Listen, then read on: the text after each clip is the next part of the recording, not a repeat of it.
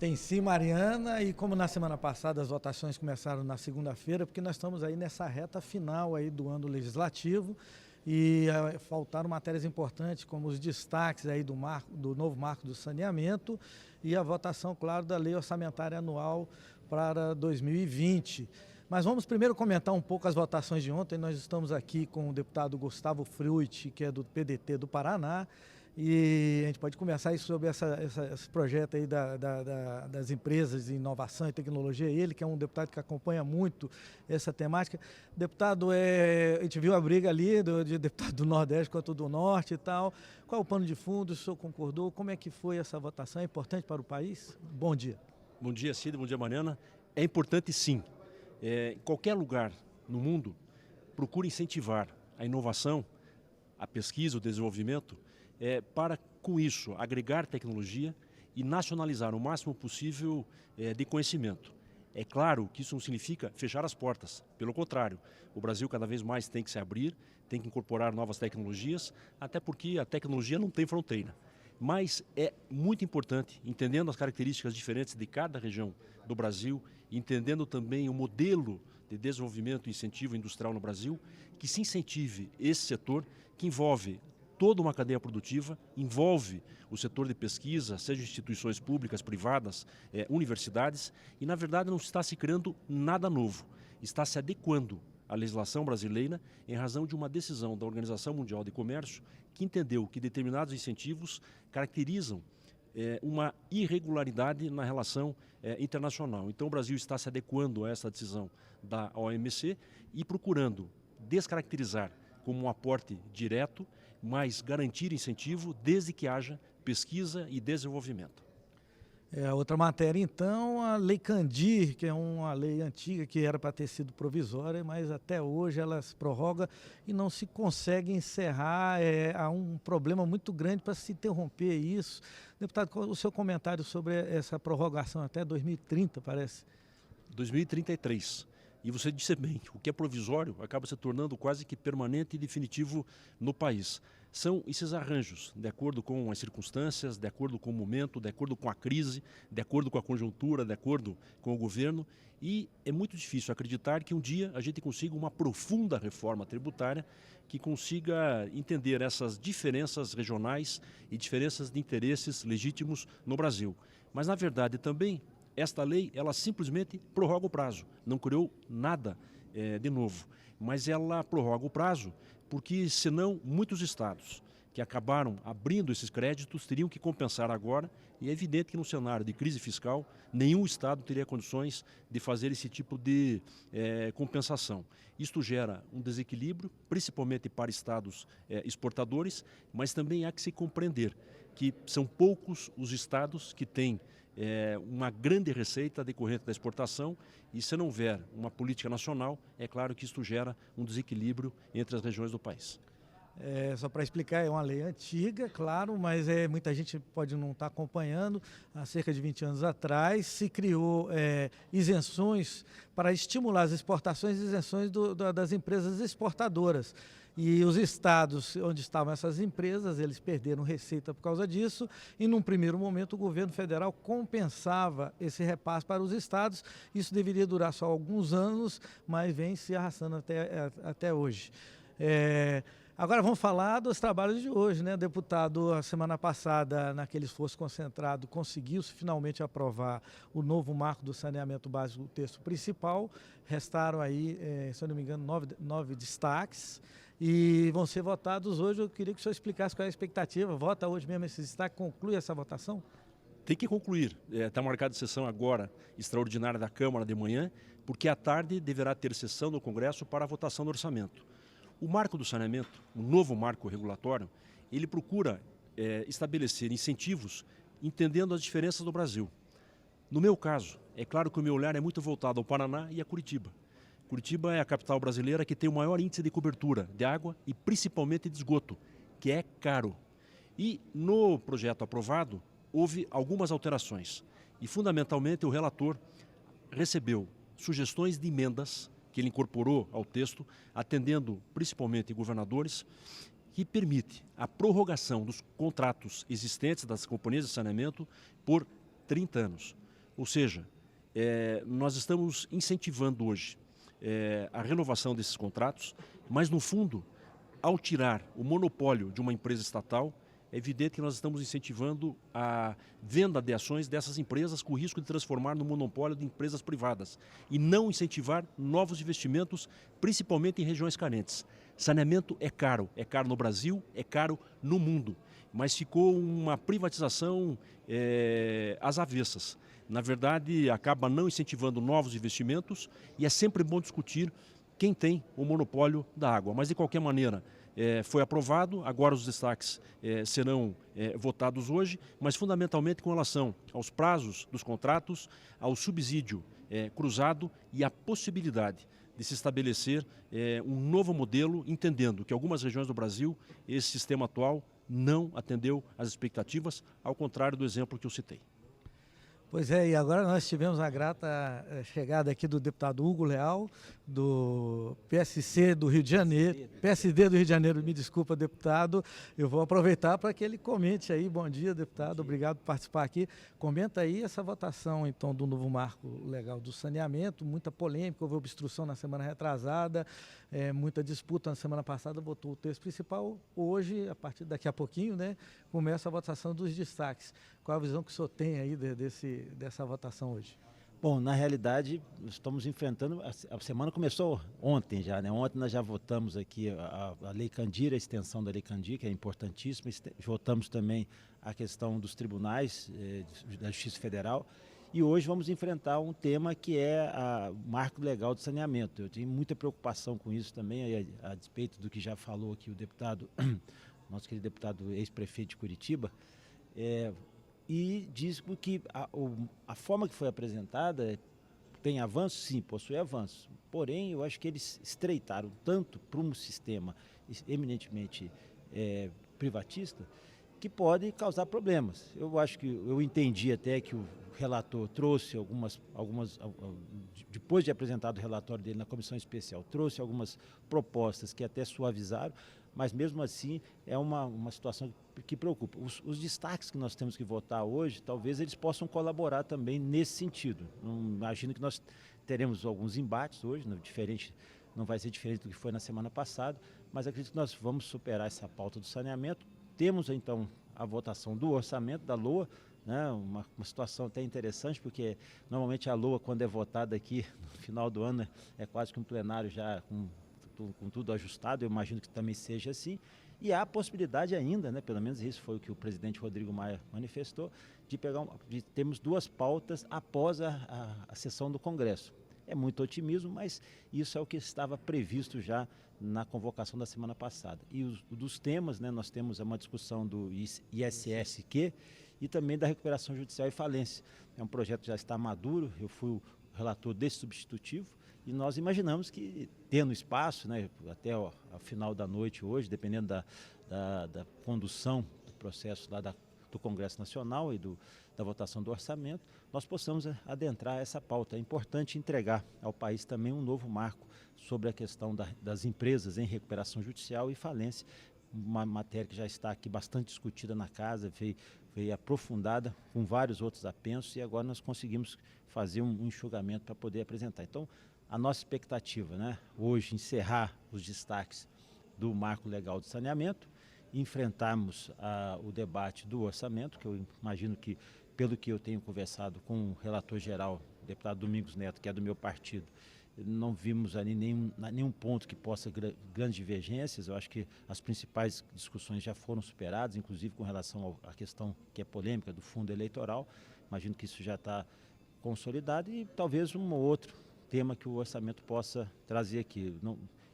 Pelo menos pelo que informação, não vão ser votados nenhum novo PLN, pelo menos foi essa informação que nós obtivemos, e vamos ver se ainda sobra um tempinho para avançarmos em outras pautas, né? O país precisa dessas pautas e demanda. Nós temos várias outras, mas essas que foram convocadas na semana passada. Já que está aqui, o deputado adiantou dessa votação do orçamento, e quanto a isso que o senhor falou, eu acompanhei a votação na semana passada e foi realmente comentado que, diferente de anos anteriores, A votação lá na Comissão Mista de Orçamento foi muito tranquila, da apresentação do relatório preliminar no início de dezembro até a votação dos relatórios setoriais, na semana passada, a conclusão, né? A coisa se deu com muita tranquilidade, então a previsão é essa. Os principais números da proposta preliminar falam num salário mínimo um pouco menor de R$ 1.031, no lugar de R$ 1.039, um déficit de R$ 124 bilhões, não é isso? Comparado com o do ano passado, desse ano, aliás, 135 bilhões, 139 bilhões, está reduzindo também. Deputado, o senhor quer comentar um pouco desse orçamento? É um assunto penoso, mas é uma coisa que diz respeito à vida de todo mundo, não é isso? Exatamente, até porque é através do orçamento que geram as perspectivas, inclusive, de investimentos. O deputado Gustavo Frutti falava com relação aos investimentos do poder público, também na área de saneamento, é fundamental. O papel que o poder público desempenha nesse estímulo vem muito da lógica do orçamento, principalmente, por exemplo, na área de infraestrutura urbana, infraestrutura logística, portos, aeroportos, rodovias, ferrovias. Por mais trabalho que nós façamos de processo de concessões, de PPPs, há necessidade premente da presença do poder público. É inevitável que isso aconteça, até para poder que haja aí a famosa redução do custo do Brasil. E o orçamento é um espelho disso. O orçamento, a perspectiva orçamentária é um espelho disso. Quando a gente analisa ali o orçamento das grandes rubricas saúde, educação, vê que elas foram ali bem preservadas do ponto de vista daquela atualização dos cortes, mas na área de infraestrutura, na área de grandes investimentos, ainda está deixando muito a desejar. Por exemplo, só para dar uma área que me é caro aqui, é a questão das rodovias federais, as rodovias que não são concessionárias. O DENIT tem um orçamento menor do que teve há 3 anos atrás. Isso é preocupante, porque nós temos ainda muitas rodovias no país que demandam investimentos. E nós queremos saber se esses investimentos poderão advir também dessa discussão, não só do orçamento público, mas das outorgas ou das vendas dessas concessões que serão feitas. Então, acho que isso que a gente chama de processo de distribuição lógica, uma distribuição racional desses recursos. É o que nós estamos desejando. Agora, quando você vê sobre o aspecto da saúde, né, sobre as grandes rubricas da saúde, especificamente para o orçamento do ano que vem, muitas delas foram preservadas com perspectiva de investimento. Nós esperamos que não tenhamos grandes surpresas. Agora, a grande novidade do orçamento deste ano foi a entrada de novos recursos e a redução do déficit. O déficit, que era 139 bi, chegou ali algo em torno de 80 bi. Isso é positivo. Porém, apesar da minha crítica aqui pessoal, eu acho que isso ainda não transforma o país numa referência, principalmente no que refere-se aos investimentos. Isso vai lá criar superávit primário, vai criar conceitos financeiros que para a população isso não é inteligível. Inteligível para a população é bom serviço de saúde, bom serviço de educação e, obviamente, uma boa infraestrutura para que as pessoas possam circular no país. Para entender um pouco, assim, o déficit caiu de 139 para 80 bilhões, muito por causa dos leilões do petróleo, que entrou dinheiro para o governo. Quer dizer, no ano que vem não vai ter esse dinheiro, né? E também porque alguns ministérios também não conseguiram gastar o que estava previsto no orçamento. Então, o orçamento do ano que vem, o deputado Gustavo Frutti, é um orçamento ainda apertado, numa economia ainda patinando, né? E também dominada aí pelo teto dos gastos. Qual é a perspectiva que o senhor tem para o orçamento do ano que vem? Hugo já deu o tom, mas é um tema árido a gente falar em orçamento. O fato é, não tem muita margem para criar grande expectativa. Há um evidente congelamento de investimentos sociais.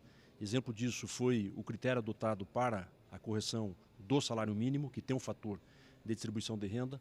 Análise do orçamento da educação, da saúde, que não prevê grande ampliação.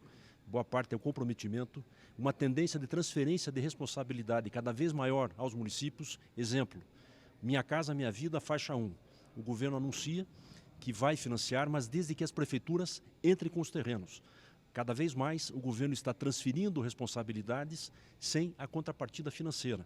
As prefeituras já entram com o transporte, com o sistema de iluminação pública, calçamento, vaga de creche, vaga de unidade de saúde, linha de ônibus e agora mais a responsabilidade de investir para os terrenos. Ou seja, não há muita margem.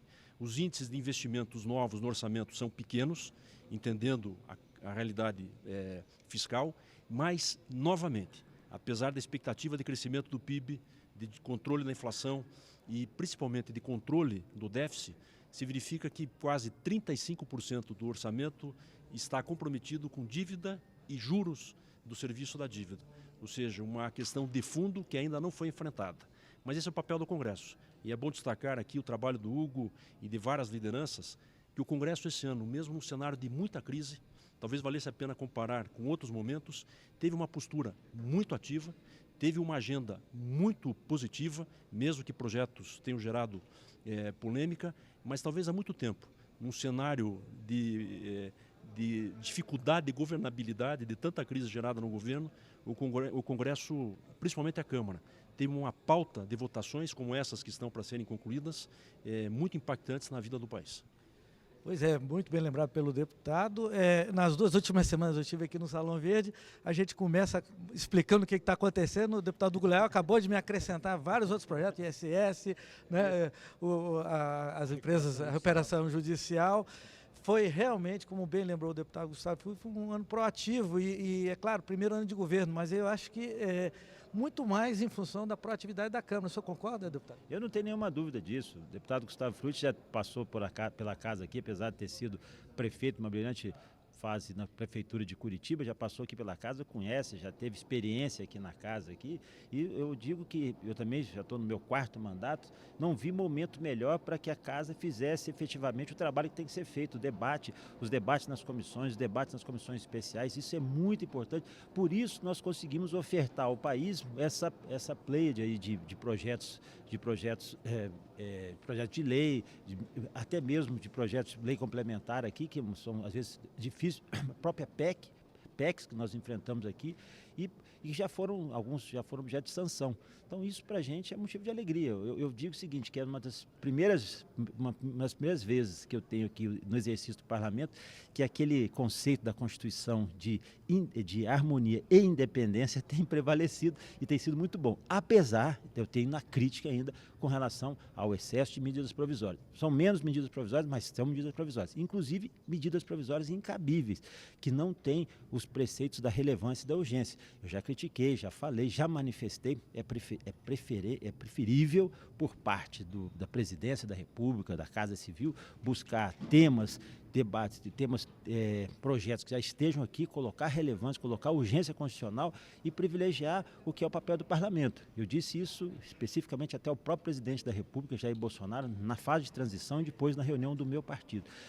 O instrumento da medida provisória tem que ser caracterizado pela relevância e urgência, e sim um caráter excepcional. E outros governos utilizaram. Quer dizer, se nós estamos mudando, né, se a gente quer dar um novo tom para essa questão da discussão do processo legislativo, da participação maior das pessoas, então temos que fazer isso. Isso não resta dúvida. E eu queria fazer um convite também aos nossos telespectadores, aos deputados também que estão nos ouvindo.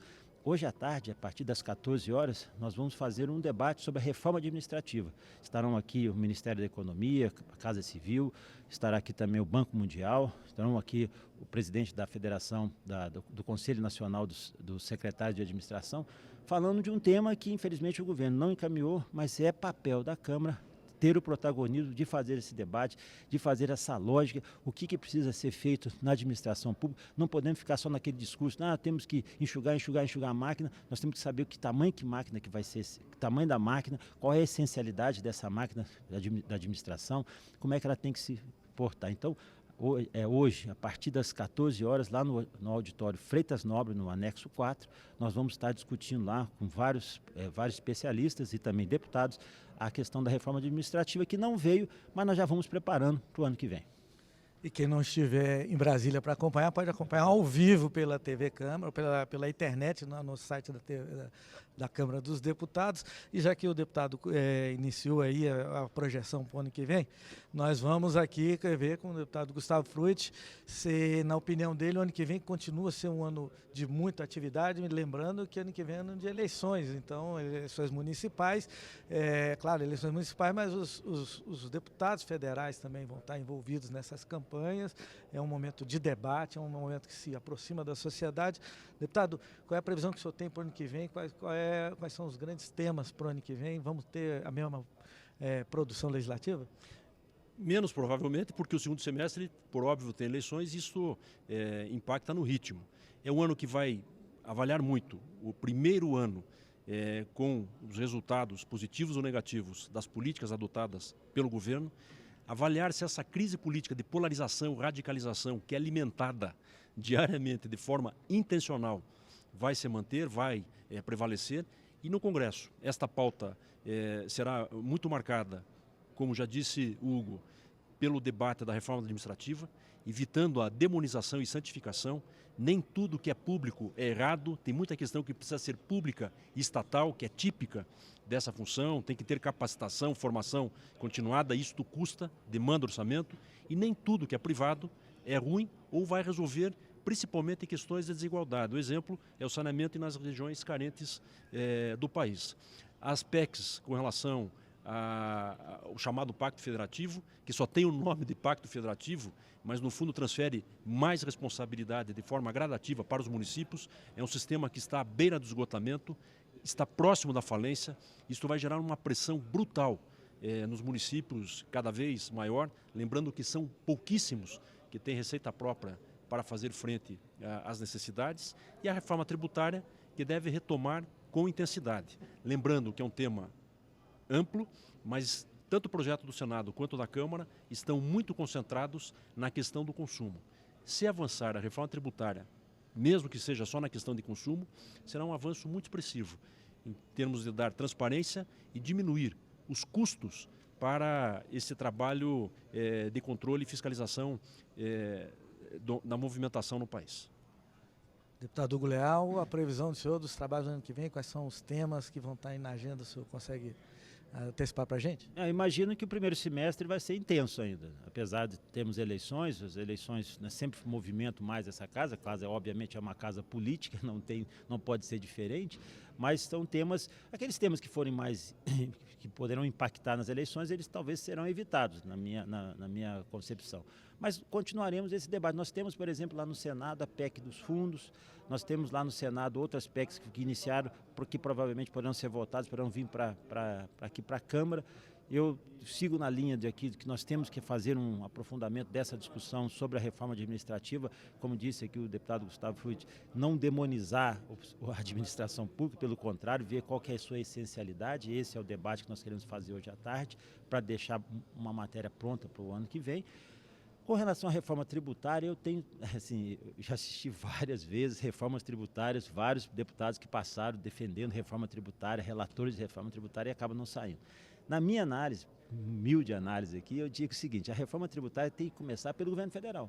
O governo federal tem que demonstrar a intenção efetiva de unificar os seus tributos, de colocar racionalidade nessa questão dessas ações, das ações tributárias, dos tributos e tudo que envolve dentro do governo federal, de IPI, PIS/COFINS, a quantidade também de tributos, a quantidade de impostos, a quantidade de taxas que existe dentro do governo federal precisam ser racionalizadas. No momento que você ir aos poucos criando uma linha lógica única dentro do governo federal, aí você pode aí sim atuar no consumo, chamar os estados e municípios. Como é que você quer compor uma reforma tributária com 5.500 municípios e 27 estados dizendo o seguinte: vocês têm que partilhar ainda mais? Então faz o seguinte, faz a sua parte, faça o governo federal a sua parte, faça a sua reforma tributária, que dependeria só daqui do Congresso. Depois nós vamos aí fazendo a adequação, a discussão. Eu, por exemplo, já defendi na legislatura passada que nós deveríamos, ao invés de discutir a reforma tributária, fazer uma revisão do Código Tributário Nacional. Talvez essa seja a lógica. Nós temos um Código Tributário Nacional que é de 1966,